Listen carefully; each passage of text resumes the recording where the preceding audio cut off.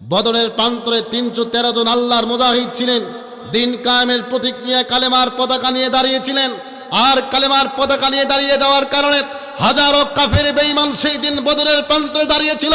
৩১৩ জন মুজাহিদ আল্লাহর নামে হুঙ্কার দিয়ে ময়দানে যখন নেমেছিল, বেঈমানরা প্রসাদ করে ময়দান থেকে পালিয়েছে। কথা বলেন ঠিক কিনা? মুতার প্রান্তরে লড়াই হয়েছে, মুসলমান ইতিহাস আমরা ভুলি নাই। মুতার প্রান্তরের লড়াই যখন চালু হয়েছে, লড়াই যখন শুরু হয়েছে, সেই সময়ের ১ লক্ষ রোমান সৈন্য ইসলামের বিরুদ্ধে দাঁড়িয়েছে।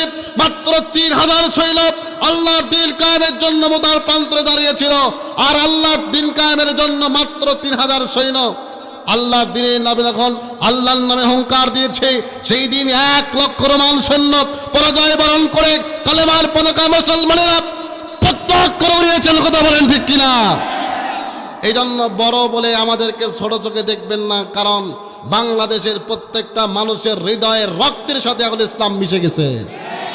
অনেক ভুল বুঝায় আছেন, অনেক কিছু প্রতিশ্রুতি দিয়েছেন, কিন্তু একটা প্রতিশ্রুতি ৫৩ বছর বাংলাদেশে কায়েম হয় নাই।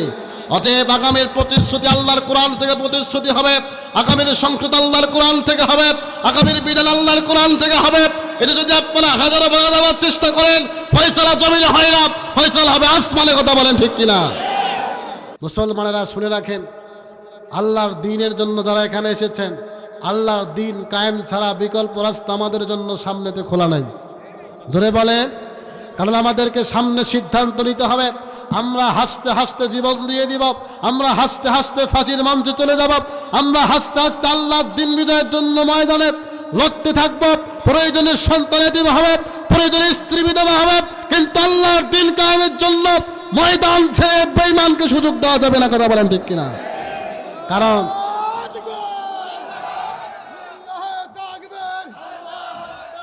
এজন্য মুসলমানেরা, কারণ ক্ষমতার বাহাদুরি করে 14 বছর আলেমদের উপর নির্যাতন করেছে। আজকে একটা কথা বলতে আমার কষ্ট লাগে, ভাই আমরা কি দেশের পক্ষে না বিপক্ষে? জোরে বলেন, পক্ষে না বিপক্ষে? আজকে আমরা দেশের পক্ষে। আমরা বলতে চাই, 16 ডিসেম্বর পালন হলো, বিজয় দিবস পালন করেছেন আপনারা, আমরা খুশি হয়েছি। অন্তরের ভিতরে আমাদের দুঃখ লেগেছে একটা বিষয় কি জানেন? দুঃখ হলো, শোনেন, 16 ডিসেম্বরে শুধুমাত্র আল্লামা সাইদি সহ, মতিউর রহমান নিজামী সহ তারা কি রাজাকার প্রমাণিত হয়েছে? হয়েছে। মিথ্যা মামলা দিয়া, হামলা দিয়া, ষড়যন্ত্র করে তাদেরকে কাউকে ফাঁসি দেওয়া হয়েছে। আবার আল্লামা সাইদিকে ইঞ্জেকশন পুশ করে হত্যা করা হয়েছে। মুসলমানেরা, সালমান খানের বিচার যদি 30 বছর পরে বাংলাদেশে হয়, আল্লামা সাইদির বিচার 50 বছর পরে হবে ইনশাআল্লাহ। 10 হাত মাটির নিচে গেলে টেনে বের করে আল্লামা হত্যার বিচার হবে।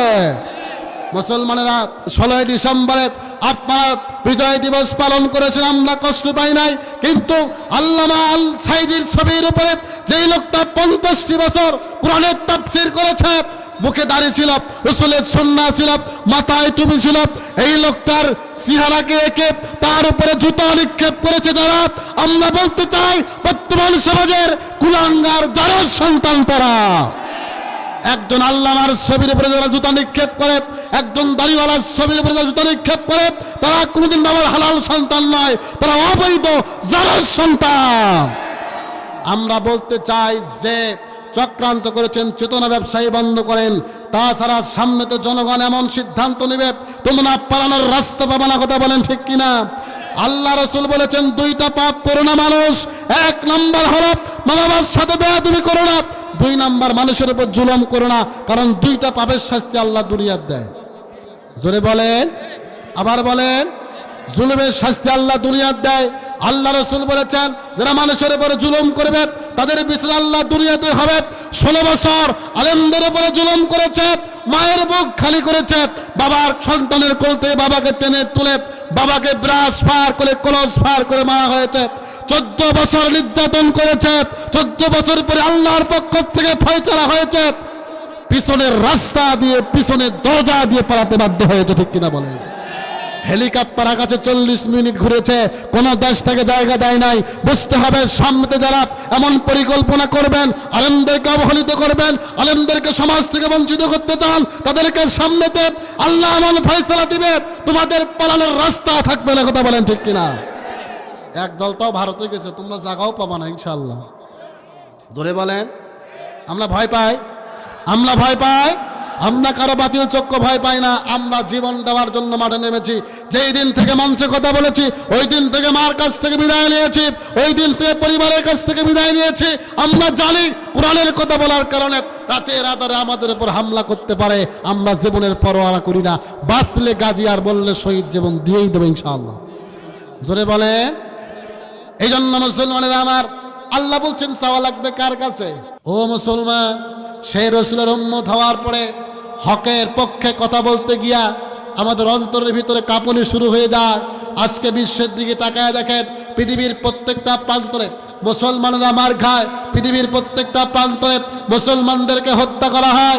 আমরা যদি এখনো ঘুমায় থাকি তাহলে কিন্তু হবে না। কথা বলেন ঠিক কিনা? ও তোরা ভয় দেখিয়ে করছো শাসন, ও তোরা ভয় দেখিয়ে করছো শাসন, ওরে জয় দেখিয়ে নয়, আমি তোর ভয়ের টুটি ধরব চেপে, করব তোদের লয়। ঠিক না ঠিক? এই জন্য মুসলমানরা ভয় পাই কাকে? জোরে বলে। আমরা আল্লাহকে ভয় পাই, আল্লাহ ছাড়া কাউকে আমরা ভয় পাই না। আমরা যারা মুসলমান, শুনে রাখেন ও মুসলমান, জীবন যদি দেওয়াই লাগে দেব কার পথে? জোরে বলে। এই কোরআনটা মনে হয় আমরা পড়ছি শুধু মসজিদের মধ্যে পড়ার জন্য, নাকি বলি? এই কোরআনটা আমরা মনে করেছি শুধুমাত্র মসজিদের মধ্যে পড়ার জন্য আমরা ভেবে থাকি। আমরা মনে করেছি এই কোরআন মনে হয় মাদ্রাসায় পড়ার জন্য এসেছে, কিন্তু না না না, আল্লাহ রব্বুল আলামিন এই কোরআনকে বিধান হিসেবে মানবতার মুক্তির জন্য আল্লাহ একটা বিধান দিয়েছেন, তার নাম হলো কোরআন। আল্লাহ রব্বুল আলামিন জানে, আমার বান্দারা যদি মানুষের তৈরি করা তন্ত্র মন্ত্র আইন নিয়ে রাষ্ট্র পরিচালনা করে, বিধান যদি বান্দা বানায়, একদল ক্ষমতায় এসে বানাবে একটা, আরেক দল বানাবে একটা, আরেক দল বানাবে একটা। এই জন্য আল্লাহ বলছেন না দুনিয়ার কোনো মানুষের সংবিধান চলবে না, আসমান যার জমিন যার, আইন চলবে তার। আবু জাহেলের সাথে আল্লাহ রসুলের দ্বন্দ্ব নামাজ নিয়ে হয় নাই। পৃথিবীর কোনো মুফাসসির বের করতে পারবে না যে আবু জাহেলের সাথে আল্লাহ রসুলের দ্বন্দ্ব নামাজ নিয়ে হয় নাই। আল্লাহ রসুলের সাথে আবু জাহেলের দ্বন্দ্ব রোজা নিয়ে হয় নাই, হজ নিয়ে হয় নাই। আবু জাহেলের সাথে আল্লাহ রসুলের দ্বন্দ্ব ছিল একটা, আসমান যার জমিন যার, আইন চলবে তার। আল্লাহর আইনের পক্ষে কথা বলার কারণে আল্লাহ রসুলকে শিয়াবে আবু তালিবে 3 বছর জেল খাটতে হয়েছে। আল্লাহ রসুলকে আল্লাহর বিধানের আইন পরিচালনা করবার জন্য আল্লাহ রসুলকে মক্কা ছেড়ে মদিনায় হিজরত করতে হয়েছে, এটাই চূড়ান্ত কথা। তাছাড়া কোনো কারণে আবু জাহেলের সাথে আল্লাহ রসুলের দ্বন্দ্ব ছিল না। কথা বলে ঠিক কিনা? আজকে নামাজ পড়লে বাধা দেয় না, আজকে কোরআন পড়লে বাধা দেয় না, আজকে মিলাদ পড়লে বাধা দেয় না, শুধুমাত্র ইসলামী রাজনীতির কথা বললে বাধা আসে। এর মানে বুঝতে হবে সেই কায়দা তারা এখনো কায়েম করতে চায়, জাহিলিয়াত তারা আবার কায়েম করতে চায়, কিন্তু আগামীর বাংলাদেশে কোনো জাহিলিয়াত কায়েম করতে দেওয়া হবে না ইনশাআল্লাহ। আল্লাহ রাব্বুল আলামিন বলছেন, বান্দারে, ইয়া আইয়ুহাল্লাযীনা আমানু, হে ঈমানদারেরা, যারা ঈমান এনেছো, আল্লাহকে আল্লাহ বলে স্বীকার করেছ, রবকে রব বলে মেনে নিয়েছ, নিজের জীবনের সিদ্ধান্ত মেনে নিয়েছ। আল্লাহ দেখো নাই, রসুল দেখেন নাই, জান্নাত দেখি নাই, জাহান্নাম দেখি নাই, না দেখার পরে আল্লাহর উপরে আমরা যারা ঈমান এনেছি, আল্লাহ বলছেন আমানুস্তাঈনু, তোমরা সাহায্য চাও। বলেন তো আমরা সাহায্য চাবো কার কাছে? কার কাছে চাবো? বাবার কাছে, খাজা বাবার কাছে, শাহজালালের কাছে, শাহ সুলতানের কাছে? আমরা চাবো কার কাছে? আল্লাহ পাক এখানে কেন তার কাছে চাওয়ার জন্য বললেন?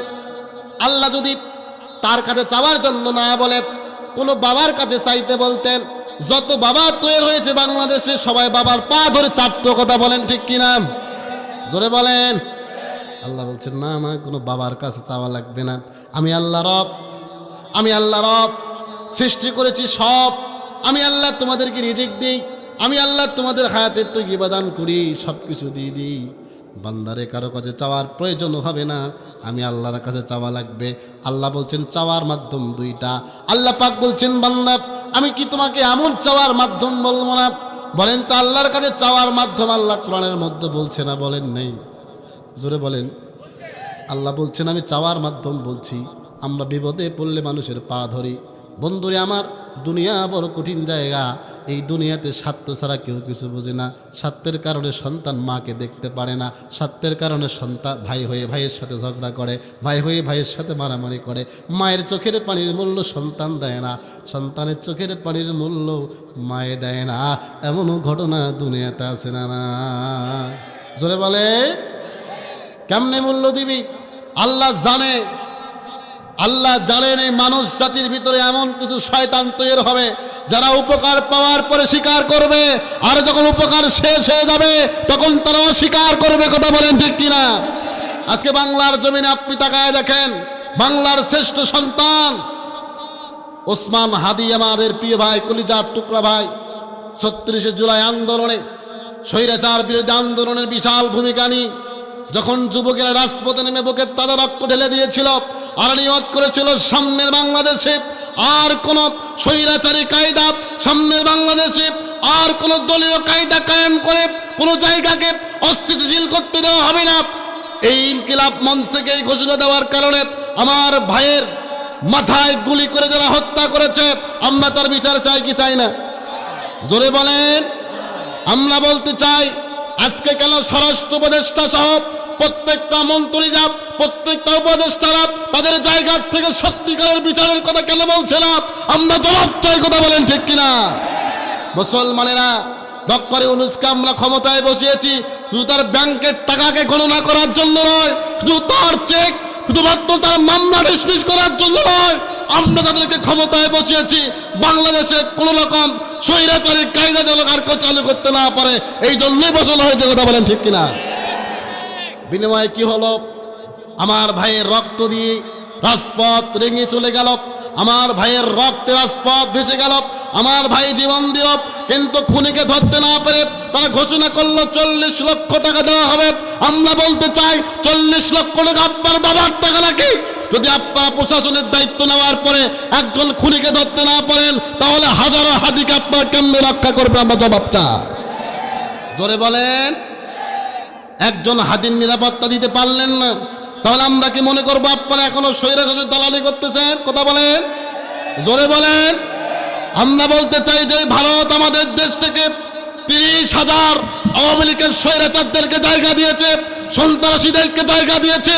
আমরা তাদেরকে বলতে চাই, আপনারা যদি তাদেরকে ফেরত না দেন, আমরা কথা দিলাম বাংলাদেশের যে রাষ্ট্রীয় দুধের যে একটা জায়গা আছে, আমরা ভারতের রাষ্ট্রীয় জায়গা ভেঙে দিতে চাই। কথা বলেন ঠিক কিনা?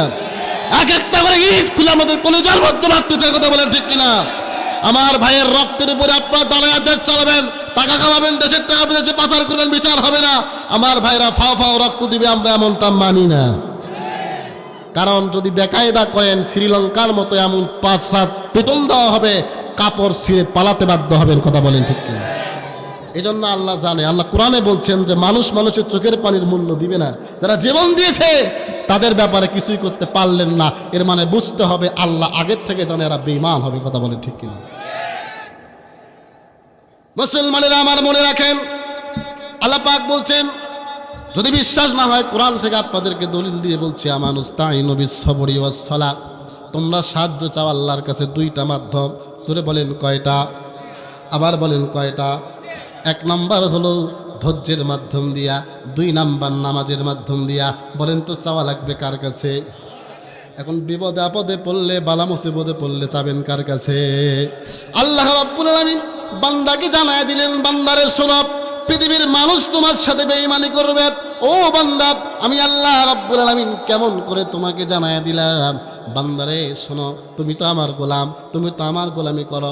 আমরা যখন নামাজে দাঁড়ায় দেয় একটা দোয়া পড়ি, আমার সাথে বলেন, ইয়্যাকা না'বুদু ওয়া ইয়্যাকা নাস্তাঈন।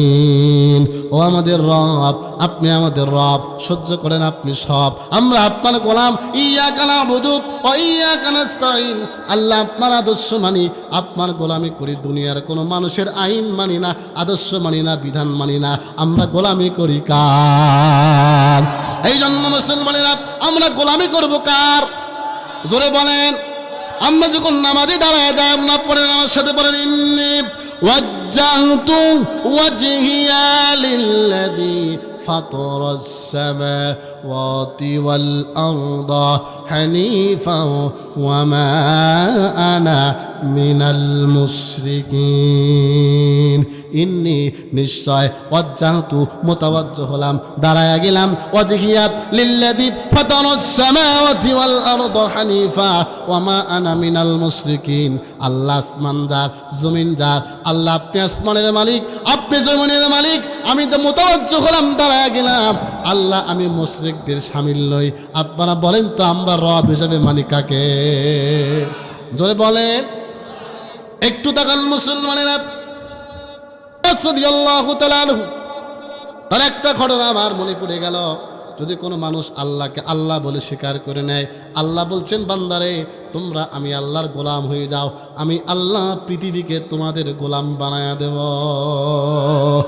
একটু আওয়াজ করে বলেন তো, হাতির উপরে মানুষ চড়ে না মানুষ হাতির উপরে চড়ে?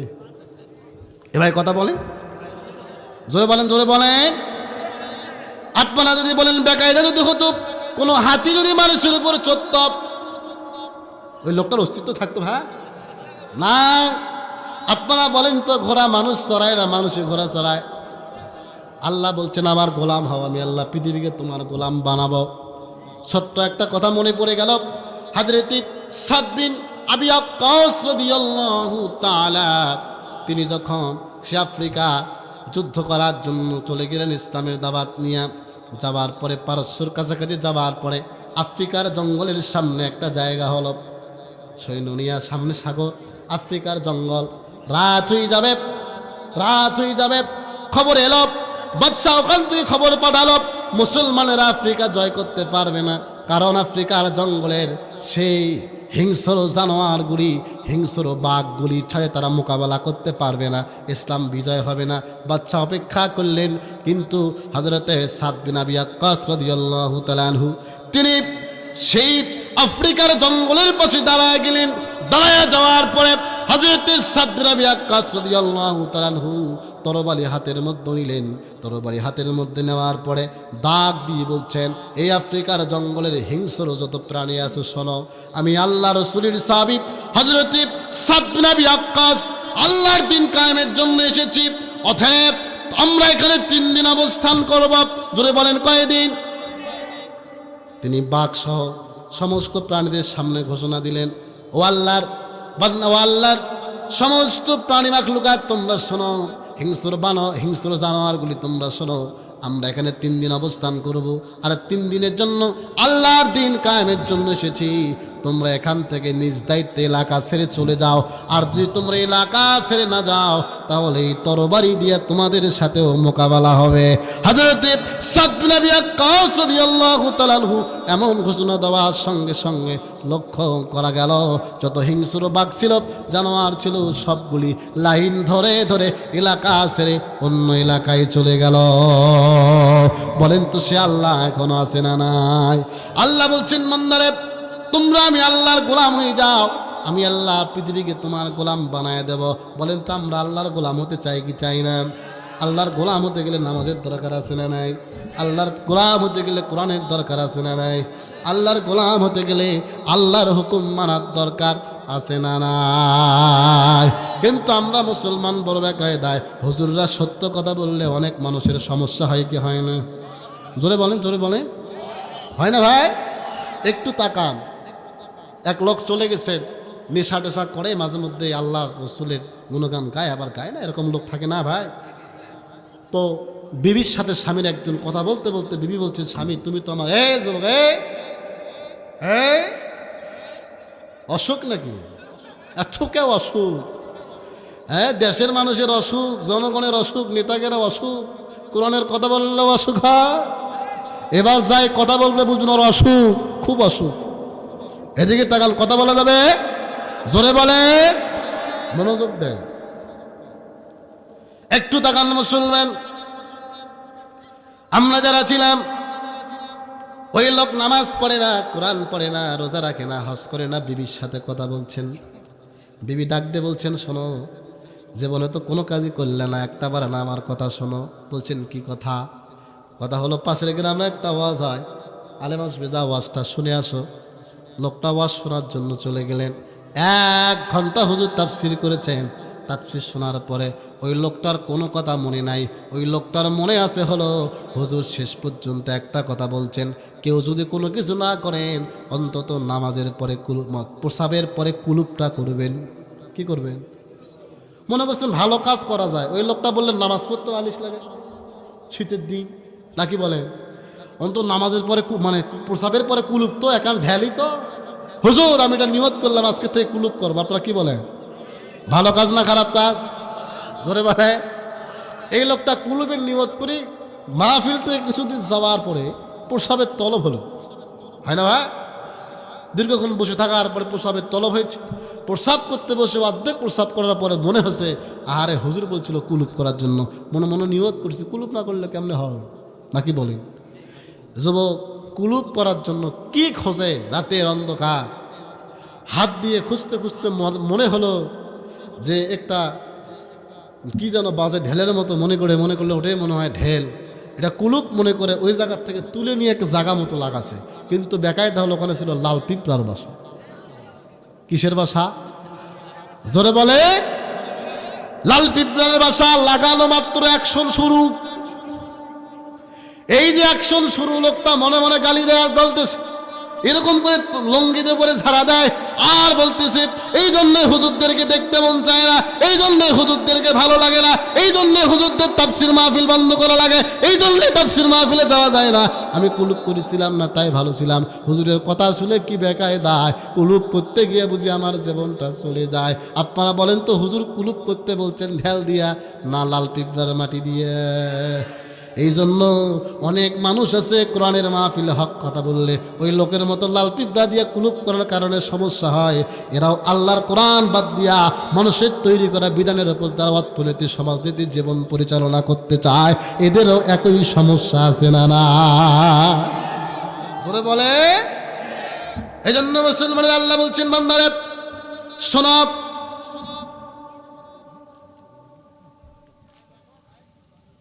আল্লাহ রাব্বুল আলামিন বলছেন বান্দারে আমি আল্লাহ রাব্বুল আলামিন তোমাকে বড় ভালোবাসি, তোমাকে বড় মায়া করি, তোমাকে বড় মহব্বত করি। ও বান্দা আমি আল্লাহ রাব্বুল আলামিন আমার হুকুমে পূর্ব আকাশে সূর্য উদিত হয়ে পশ্চিম দিকে ডুবে যায়। বান্দারে নিয়ম নীতির দিকে একটু তাকাও।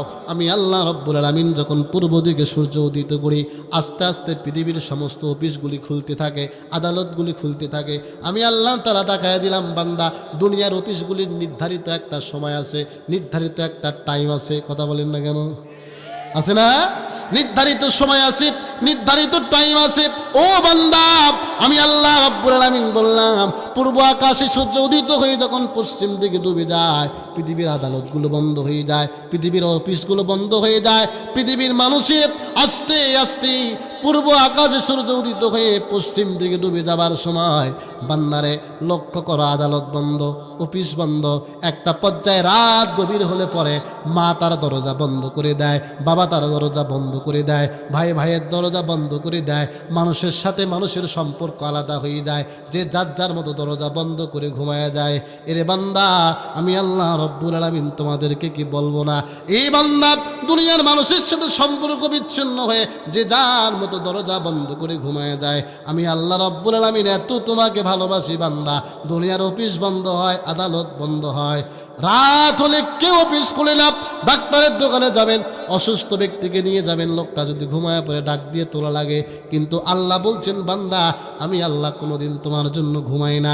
আমি আল্লাহ তাআলা রাত্রি যত গভীর হয়ে যায় আমি আল্লাহ তাআলা বান্দার জন্য সপ্তম আসমান থেকে প্রথম আসমানে আমরা নেমে আসি। এরে বান্দা প্রথম আসমানে নেমে আসার পরে আমি আল্লাহ তাআলা বান্দাকে ডাকতে থাকি, বান্দারে ও বান্দা তোর কি টাকা লাগবে, তোর কি পয়সা লাগবে, তোর কি অর্থ লাগবে, তোর কি সম্পদ লাগবে, বান্দারে তোর কি লাগবে? ও বান্দা ছেলে তোমাকে দেখতে পারে না, মেয়ে তোমার কথা শোনে না, ছেলে বাধ্য হয় না, কারো কথা তোমার কাছে ভালো লাগে না। বান্দারে দুনিয়ার মানুষের কাছে বিচার দিও না, রাতের আধারে নামাজ পড়ে আমি আল্লাহর কাছে কাঁদতে থাকো, আমি আল্লাহ রব্বুল আলামিন তোমার মনের আশা পূরণ করে দেব। কথা বলেন না কেন? আল্লাহ রসুল সাল্লাল্লাহু আলাইহি সাল্লাম কোনোদিন কিন্তু আল্লাহ রসুলের কাছেও চাইতে বলেন নাই, বলছেন?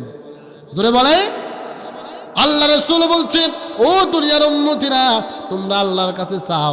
বলেন তো আল্লাহর কাছে চাওয়ার দরকার আছে না নাই? এই জন্য আল্লাহর কাছে চাবো কি দিয়া? নামাজ দিয়া। জোরে বলেন কি দিয়া? জোরে বলেন। নামাজ দিয়ে আল্লাহর কাছে চাওয়া লাগবে। কিন্তু আজকে ফজরের আজান হয়ে যায়, অনেক মুসল্লি মসজিদে পাওয়া যায় না, এমনও মুসল্লি আছে না না। বড় বেকায়দা এখন আমরা ভাই। ইসলামী রাজনীতির কথা বললে কিছু লোক আমাদেরকে বলে আমরা ইসলাম বুঝি। কথা বলে সমাজের ভিতরে দাড়িওয়ালা টুপিওয়ালা কিছু মানুষ আছে, ইসলামের লেভেলকে মুখে ধারণ করে আল্লাহর কোরআনের বিরুদ্ধে কথা বলে। কথা বলেন না কেন? জোরে বলেন। তারা মনে করেছে যে আমরা আল্লাহর কোরআনের বিরুদ্ধে গেলে আমাদের দাড়ি টুপি থেকে মানুষ আমাদেরকে ভুলে যাবে। না না না, আল্লাহ তাআলা যুগে যুগে নিদর্শন দিয়েছেন। আল্লাহ তাআলা বলেছেন আব্দুল্লাহ বিন উবাইয়ের মতো যুগে যুগে অমেল মুনাফিক তৈরি হবে। টুপি থাকবে, দাড়ি থাকবে, মাথার ভিতরে চলে সুন্নাত থাকবে, হাতের মধ্যে তাসবিহও থাকবে, কিন্তু ভিতরে ঈমান থাকবে না। কথা বলে আল্লাহ পাক এদের ব্যাপারে বলছেন, আমিনান নাসি মাইয়াকুলু আমান্না বিল্লাহি ওয়া বিল ইয়াউমিল আখিরি ওয়া মা হুম বিমুমিনিন।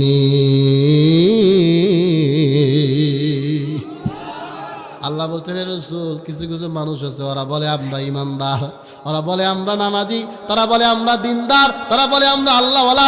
আল্লাহ বলছেন ওমা হুম বিমুমিনিন। এদের মুখের কথা এক, অন্তরের দিকে এক। সব জায়গাত নামাজ পড়তে রাজি, কোরআন পড়তে রাজি, কিন্তু ইসলাম দিয়ে রাজনীতি করতে রাজি নয়, কোরআন দিয়ে অর্থনীতি, সমাজনীতি, পরিবার নীতি মানতে রাজি নয়। এমন লোক আছে না না? একটু দেখা চাওয়া লাগবে কার কাছে? জোরে বলেন। এই যুবক ভাইয়েরা, সুন্দরী বউ লাগবে চাবো কার কাছে? জোরে বলে। ওই কথা তো খুব খুশি, বিয়ের কথা শুনলে এখনকার যুবকের যে আর মন খুশি ভাই। ভুলটা আমরাই করছি ভাই। কথা বলেন না কে?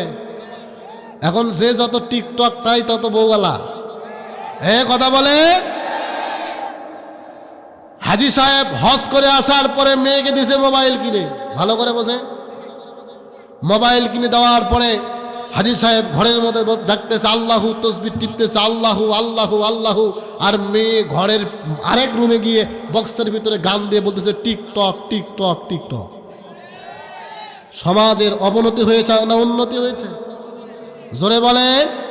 ইহুদি নাসারা খ্রিস্টানরা চক্রান্ত করে আপনার আমার অন্তরের ভিতরে এই টিকটক, ফেসবুকে রিলস ভিডিও দিয়া ইসলামের বিকল্প পদ্ধতি ব্যবহার করে আপনার মেয়ে আমার মেয়েকে পর্দার থেকে টেনে বের করে উলঙ্গ করে রাস্তায় নেমে দিয়ে কিছু টাকার মাধ্যমে মুসলমান ইমান বিক্রি করছে। কথা বলেন ঠিক কিনা?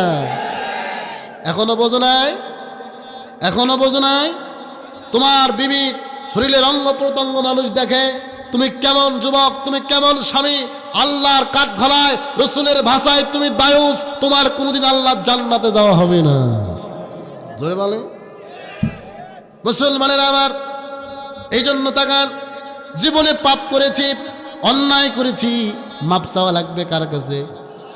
মা বোনদের জন্য ওয়াজ করা দরকার। মা বোনেরা আমাদের দেশের বিগত দিনে ছিল সরকার, এবারও কিন্তু চান্সে আছে। কিন্তু দুর্যোগ আশঙ্কাজনক ব্যাপার হলো বাংলাদেশের আপসীন নেত্রী, 3 বারের প্রধানমন্ত্রী যিনি, আমরা একটা বারের জন্য এখনো বুঝি নাই লোকটা বেঁচে আছে না মারা গেল। যদি সে বেঁচে থাকে আমরা দোয়া করি আল্লাহ তার হায়াতের মধ্যে বরকত দাও, আর যদি বেঁচে না থাকে জাতির সামনে প্রকাশ করে দাও, আমরা তার জন্য দোয়া করি।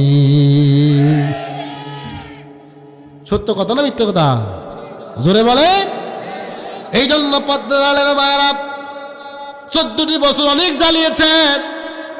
আমরা মনে করি আর চেষ্টা করিয়েন না, একটা বার আমরা আল্লাহর দিন কায়েমের ব্যাপারে কথা বলতে চাই।